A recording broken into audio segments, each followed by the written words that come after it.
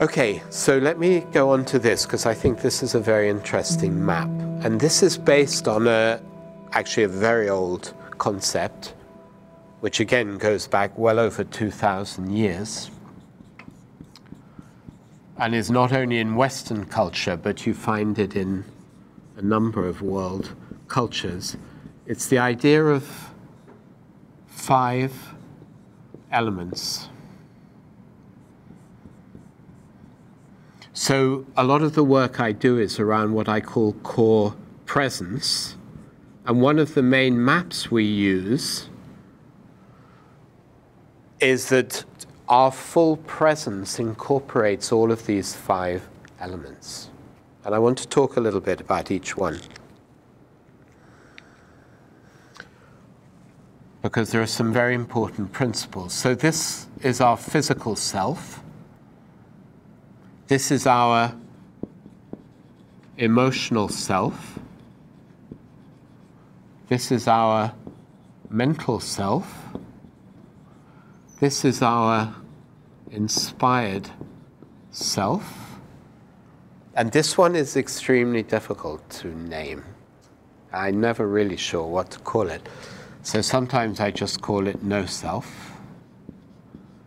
But we could also call it pure space. Because if you read what athletes, let's say, how do they describe being in the zone?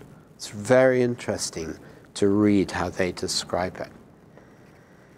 So let's say in one of your sports, American football, by the way, from the outside, an extremely weird sport, but anyway. But I like all sports, so I sometimes watch it. So a quarterback who's in the zone, he gets the ball from the snap, is it you call it? Center. The what? From the center. You know, when he gets the ball. So he has like, what, 2 seconds before these monsters are kind of smashing him? Yeah. But when he's in the zone, what will he say? He will say 2 main things. One thing he'll say is, I felt I had all the time in the world. That's interesting. The second thing he'll say is, I knew everybody's movements.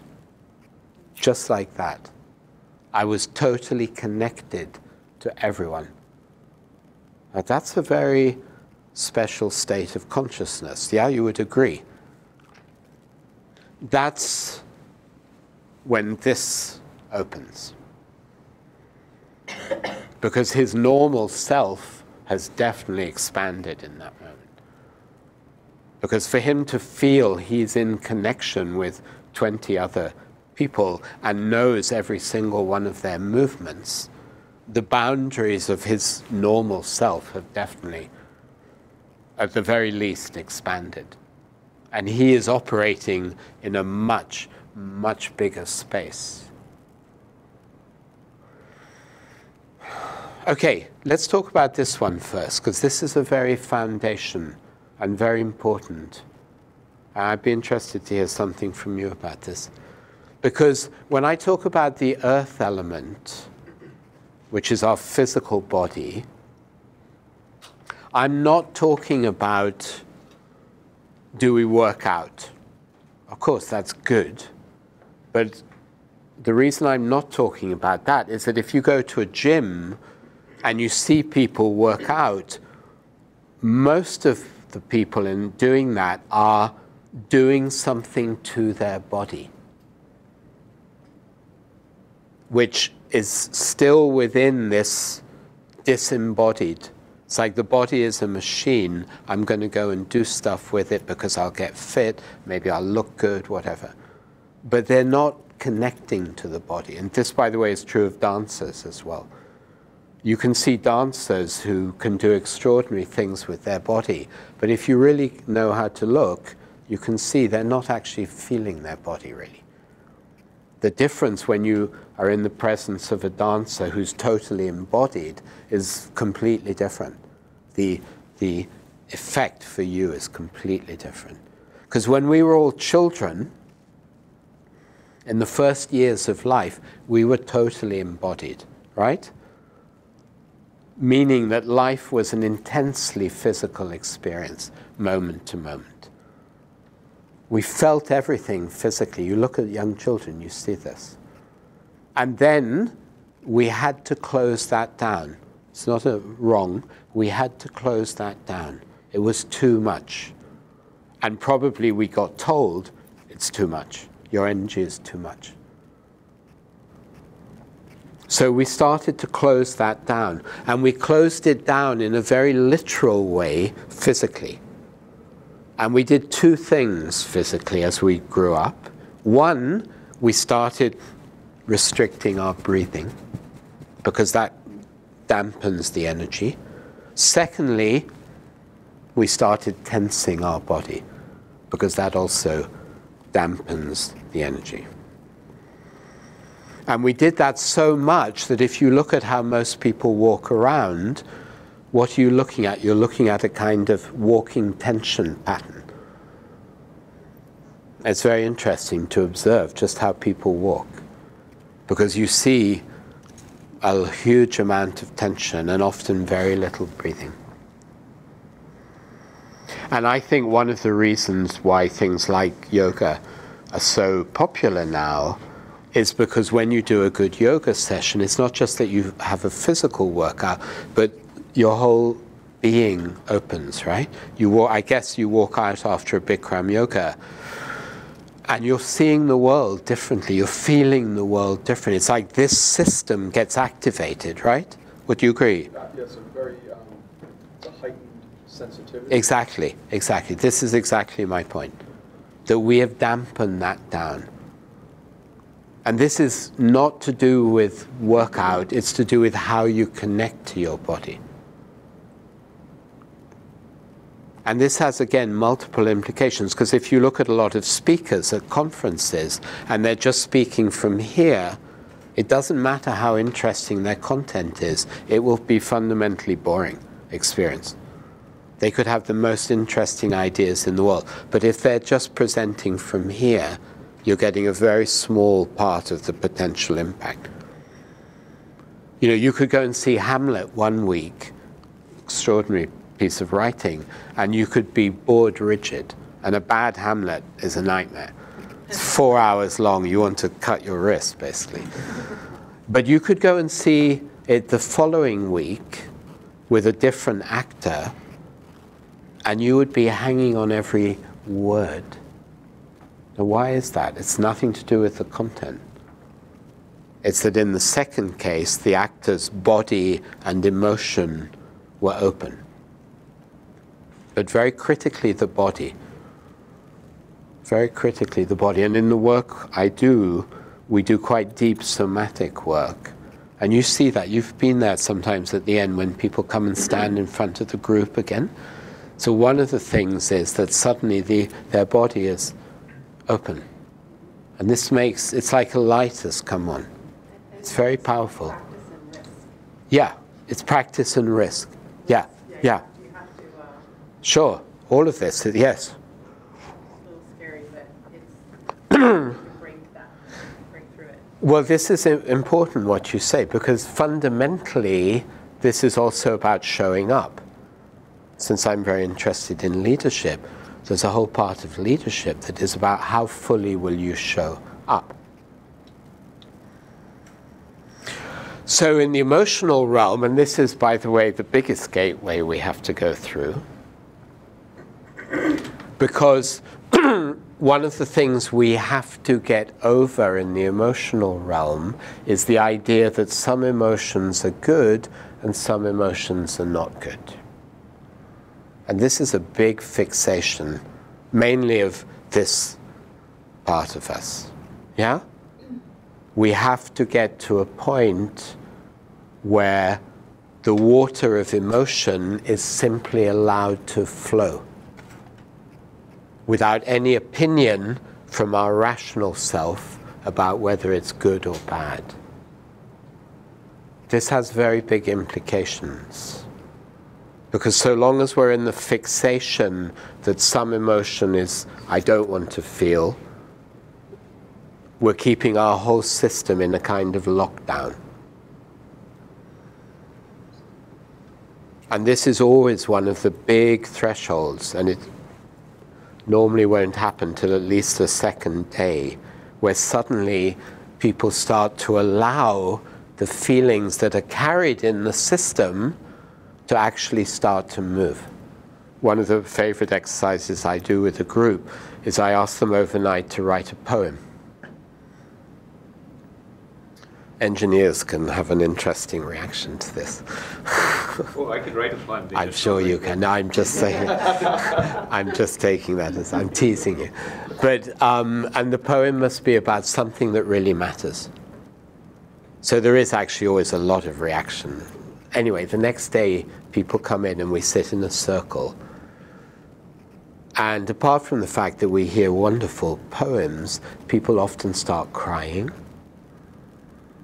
Because suddenly, all of this held-in emotion is allowed to flow. And it feels very risky. It takes a lot of courage. But once that opens and once people realize, actually it's okay.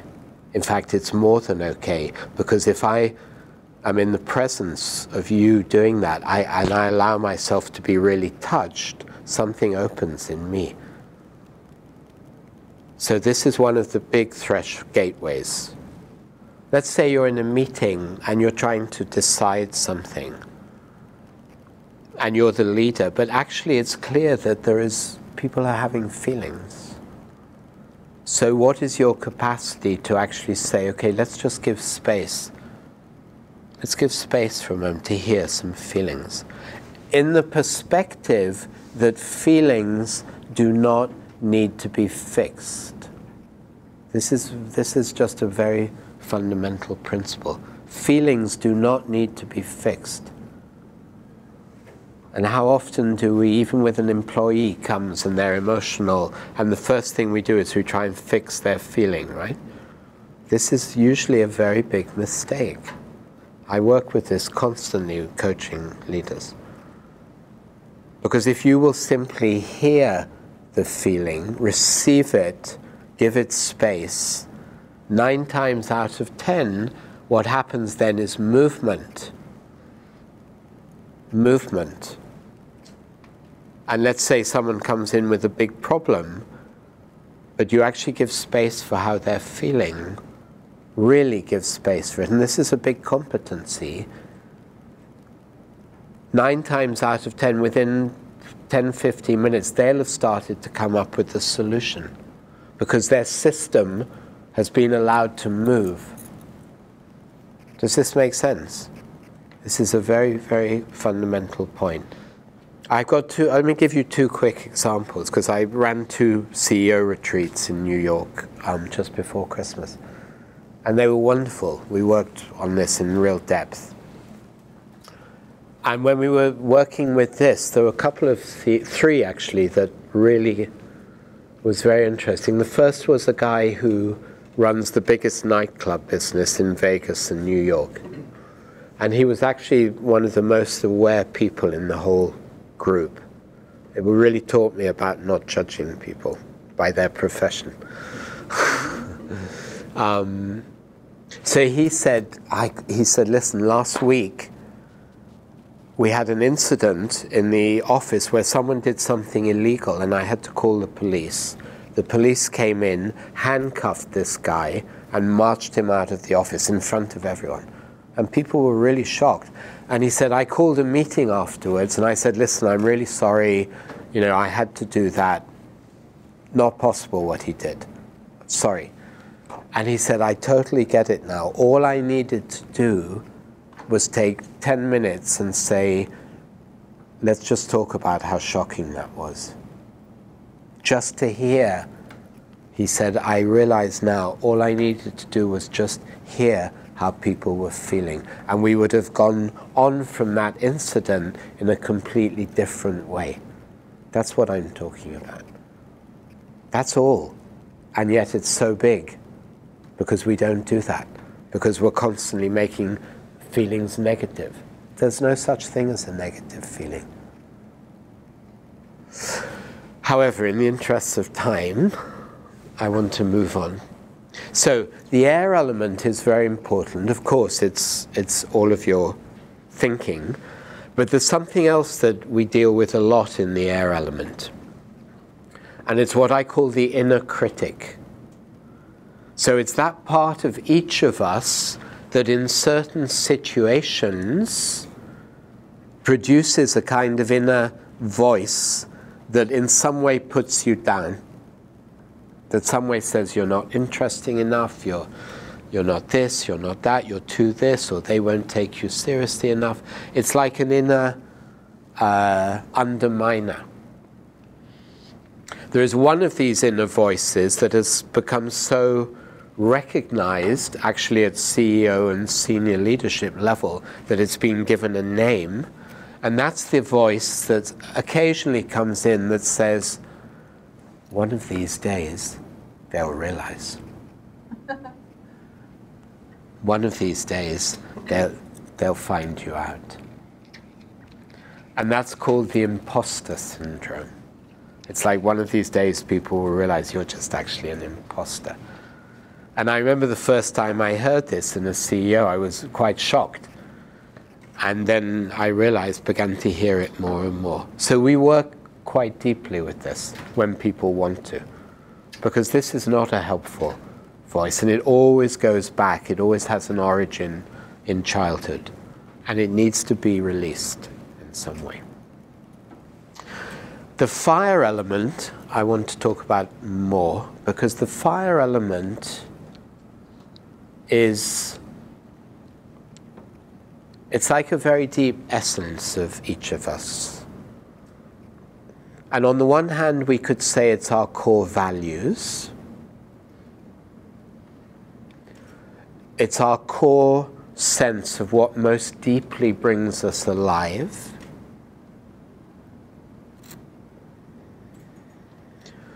And it's also like a sense of when we feel most connected to an essence level of ourselves.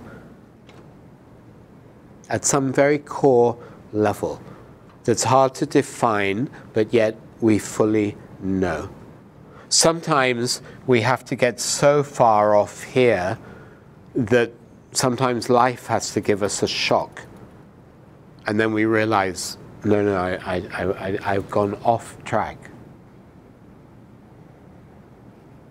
And you know, there's a very interesting document, I don't know if any of you came across it. It went viral a couple of years ago on the internet. It was a nurse who cares for the dying. And the first biggest regret that she heard all the time was, I wish I had been truer to myself. Not in an egotistical sense, not at all, but in the sense of I somehow didn't follow my deepest passion or my deepest dream or whatever. This was the number one regret. This is about the fire element. One thing I often ask leaders to consider as well is if I draw two circles and I say this is fire for you and this is work, and here in fire we have your core values, we have what really inspires you, we have what really gives you meaning, maybe even we have something about a dream you have or had, and this is your work. At any one time in your life, I think it's really important that we look at what's the relationship between these two circles. Because this changes. And it's quite normal for most of us that we will go through periods where these circles really separate. And if that's so, we need to know. We need to know.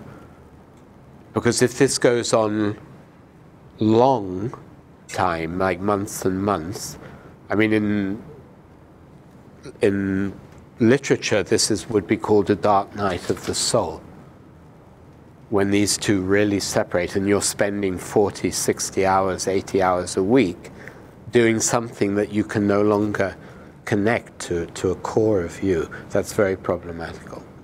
So you may feel a big overlap, but how do you create a culture?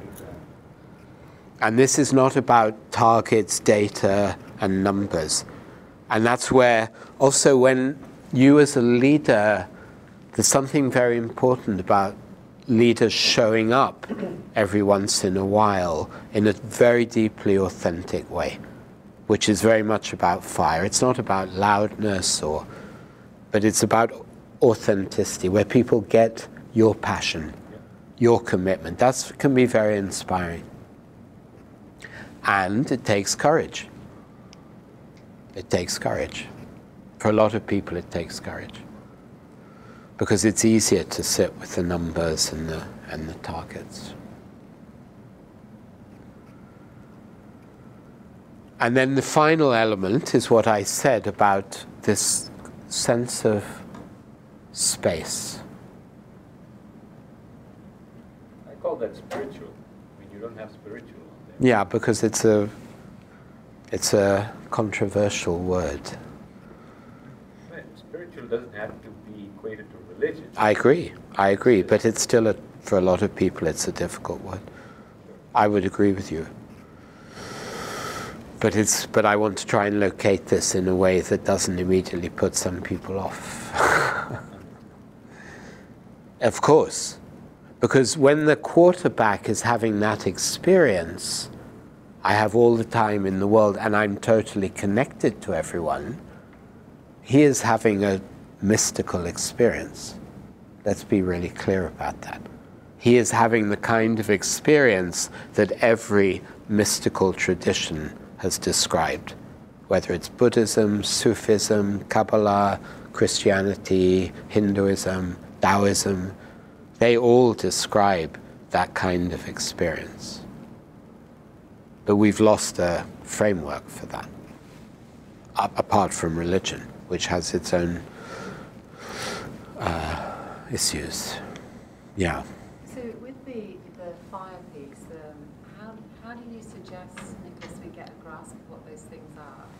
And then also, secondly, do they shift with, every 5 years or so, not literally sort of time frame, but are they kind of core elements of you, or are they shaped by life experience and therefore need to be done? It's a very lovely question. I'm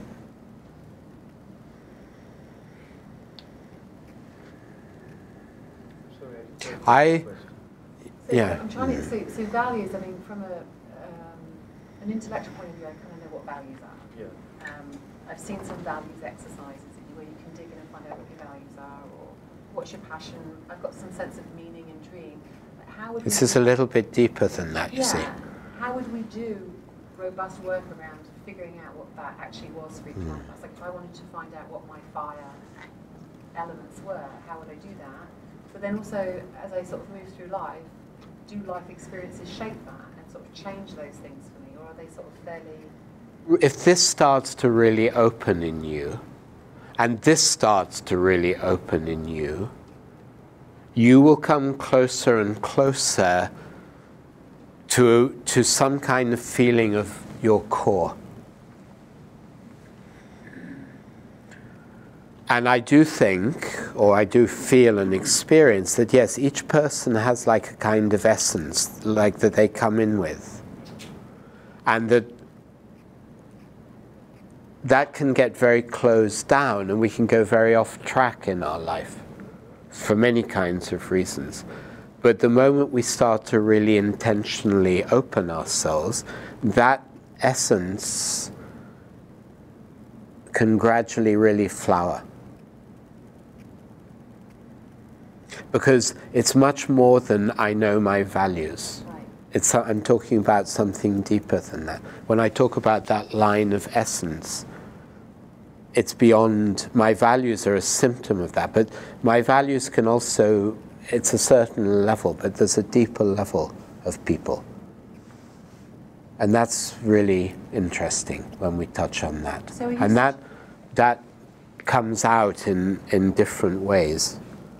Because like if we started to work together, let's say, and I was coaching you, and first of all we looked at where, let's say, I'm not saying, I'm just giving this as an example, let's say there were certain issues in the water realm we needed to look at, like there were feelings in you that somehow weren't fully allowed, and you allowed those, and then your whole being would start to adjust and open. And then we would begin, what would start to open in you and between us would be this feeling of essence.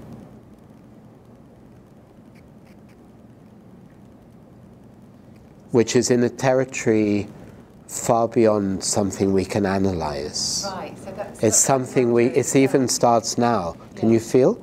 To a little bit, it even starts now as we connect. If you just will allow it for a moment. Well, I actually shut it down there for a minute. It's getting a bit uncomfortable. Oh, okay, okay. Yeah. Okay, well that's lovely that you're aware of that. I appreciate that. Because what I'm doing now is kind of attuning to you. Yeah. And that's also how this grows. So I'll stop if it's uncomfortable. No, it's not hugely uncomfortable. I just don't know everybody here so well, but so it's more of a, with the fire element, it's more that if we're aligning with our essence, our core presence, that it emerges versus you have to go hunting for it on an intellectual Yes, level. totally, totally. Yeah, I like that a lot. Totally.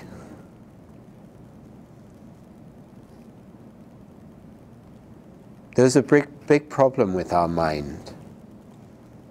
I mean, Einstein said it very simply. He said, there's only one topic issue with your mind. Is it your master or is it your servant? And an awful lot of the time, our mind is our master. In different ways. One of the ways it becomes our master, one of the problems, for instance, with our minds is that we can think about our feelings. This is very problematic. Very problematic, because when, again, in a team, as we cross these thresholds, and I say to you, how are you feeling right now? I do not want to hear any kind of analysis. I just want to hear, I feel a bit sad now. And if that's allowed, something opens. But the moment you say, well, I feel this because, no, stop. Or if you will say, I feel that, no. If you use those words, you're already going to tell me a thought. See, our language is, when someone says, I feel that if I do, no, that's a thought. If I say, how are you feeling? I feel a bit anxious now, I feel happy, I feel a bit frightened. These are very direct, and it's very problematic. Our mind creates a lot of separation between us and our feelings. And this takes us away from the top of the triangle. So our work as really developed leaders is to create a kind of container that can not only allow all of our feelings, but also allow the feelings of people around us. This is a very big thing in leadership. This is when teams reach a much higher level of performance.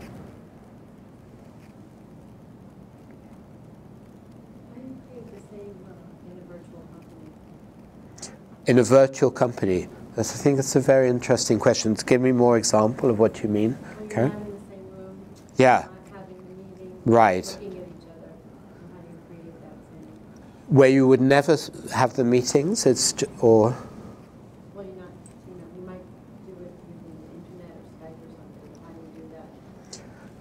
yeah. So I think that's a very, very interesting question, and I mean I work more and more in two ways. Most of the coaching I do now is by Skype, because I can coach people all over the world.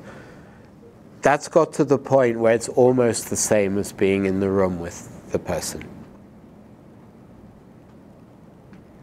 Because as a coach, as I develop my let's say, my listening and attunement skills, it really doesn't matter if the person is physically present or not. That's why I said about the intuition, you can train this. And the other thing I'm doing more now is actually running online programs that are only audio. And I did a pilot in the autumn, 6 90-minute sessions with a colleague, small group of 12 people. So we only ever met by listening. Some people at the end wrote, "This has been the most transformational thing I've ever done." We were using all of these principles, but in a virtual setting. So the principles are the same. It just takes a lot of practice to connect with people. Because if you see, and we're getting into, this is very interesting territory, if you open your bandwidth, I promise you, you could talk with someone online who you've never met, and if your bandwidth is really open, you can receive deep information about that person. I've tested this many times. And you can check, because you can gently feed it back, and they'll say, wow, how do you know that about me? This is a very interesting developmental edge of the human being.